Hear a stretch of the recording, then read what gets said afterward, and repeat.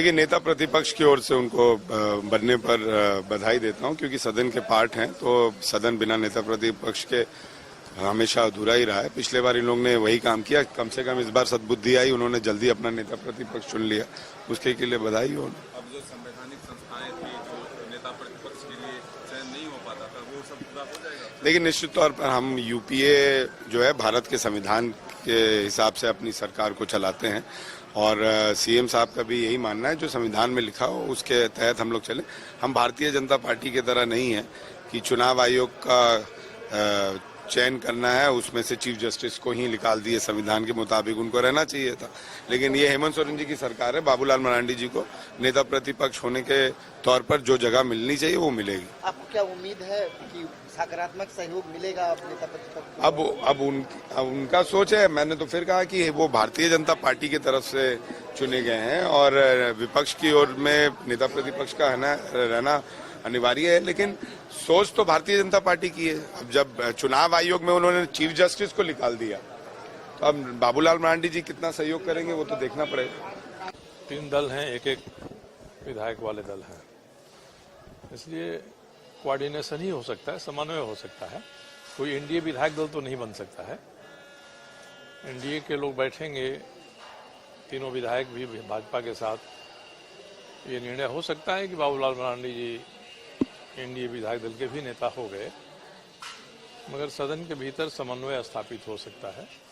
समन्वय के साथ भाजपा और बाकी तीनों घटक काम करें, ये संभव हो सकता है। जेएमएम के सीनियर लीडर ये कह रहे हैं कि चंपई सोरेन के साथ धोखा हुआ है, जिस उम्मीद के साथ उनको ले गया, तो क्या मुझे लगता है कि जेएमएम के नेताओं को भी इसका स्वागत करना चाहिए, बड़ा दिल दिखाना चाहिए। भारतीय जनता पार्टी ने कोई भूमिका जरूर रखी होगी चंपई सोरेन साहब के साथ बारे में भी। चंपई सोरेन तो मुख्यमंत्री के उम्मीदवार थे, कोई नेता प्रतिपक्ष के उम्मीदवार थोड़ी थे, तो इसलिए इसका कोई बहुत असर नहीं पड़ेगा। ये बस कहने भर के लिए है, मगर एक अच्छा वातावरण सदन में, सदन के बाहर बने, राजनीति समन्वय के रास्ते पर चले, इसके लिए जेएमएम के लोगों को भी इस निर्णय का स्वागत करना चाहिए। हम लोग तरफ से भी, पार्टी की तरफ से भी, और पुराने नेता है, अगर विधायक दल के नेता बने तो उनको और सदन में सहयोग करना चाहिए। नकारात्मक सोच लेकर न आवे, सकारात्मक सोच लेकर आवे सदन में, ताकि हम लोग राज्य के हित में, हम लोग जो भी बजट में प्रावधान किया गया है 1,45,400 करोड़ का, वो सदुपयोग हो, बहस में समय व्यतीत ना हो, डिबेट हो और सकारात्मक डिबेट हो। ये मैं उनसे मांग करता हूं, उनसे ये इच्छा जाहिर करता हूं। देखिए, बढ़िया है, आज न कल किन्हीं को तो आना ही था, लेकिन बहुत देर से ये दिए हैं, तो इसमें कहीं न कहीं कुछ बात है। हम घुसते वक्त भी हमसे पूछा गया था, तो हम बोलते बोलते रुक गए कि हमारा चचा के साथ इतना बड़ी बलिदान दिए, 40 साल का बलिदान को आप खत्म कर दिए बीजेपी ने। आज क्या लगता होगा, लेकिन छोड़िए, जो हुआ सो हुआ। अब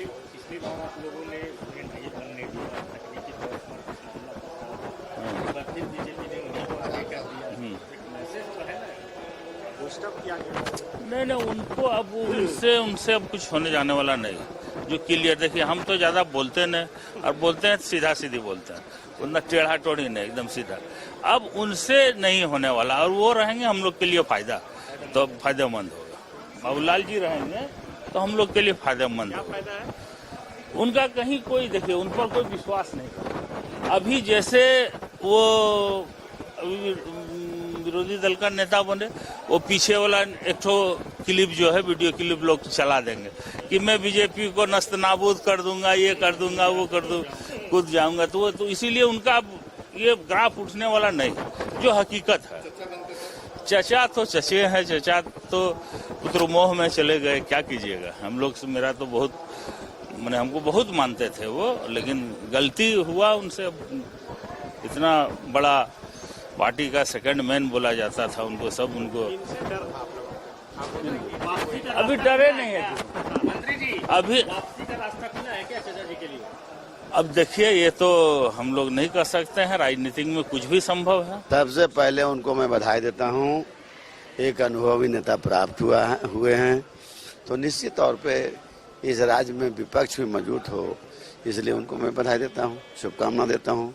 बढ़िया से सदन चले, हम लोग की अपनी बात को रखे और हम आशा करते हैं, विश्वास भी हम लोग का है कि इस राज्य की जो वस्तु स्थिति है, जरूरत पड़ेगा तो अड़ेंगे, पीड़ेंगे और लड़ेंगे।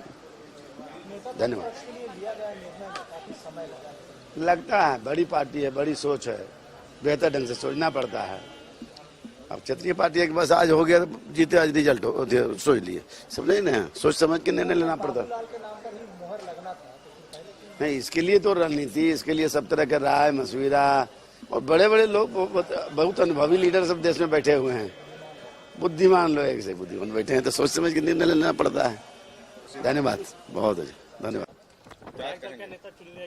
हम बधाई देते हैं उनको कि पुराने लोग, और अच्छा है एक आदमी को इन लोगों ने जिन नेता चुना है, और हम समझते हैं कि विपक्ष की भूमिका वो अच्छी तरह से निभाएंगे और सदन को चलने में जो उनकी जो प्रकृति है, जो उनका बराबर सुझाव रहता है, वही सुझाव सजेस्टिव रहेगा, हम इसकी कामना करते हैं। प्रतिपक्ष का नेता चुने जाने पे बाबूलाल मरांडी जी को बधाई देते हैं और अब सदन विपक्ष का जो जिम्मेवारी रहता है उसको, जो सदन महसूस कर रहा था कि विपक्ष का नेता का जरूरत है, वो आज से भरपाई होगा। और अब एनडीए का बैठक का भी हम लोग का सूचना है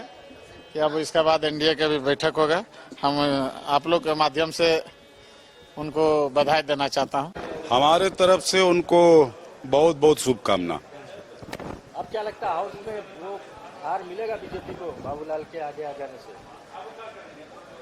लोग चुन के दिया है, लेफ्टिनेंट कर्नल बना है, तो अब सिपाही लोग कदम ताल तो करेगा भी ना। ठीक बात है, अच्छी बात है। उस समय बहुत तरह का मामला था, आपस में लोगों का कुछ केस कास भी चल रहा था और इसलिए नहीं बन सके। अभी लोगों ने देर ही सही लेकिन दुरुस्त बन के आ रहे हैं, तो और अच्छी बात है। ये भारतीय जनता पार्टी का मामला है। बाबूलाल मरांडी को भारतीय जनता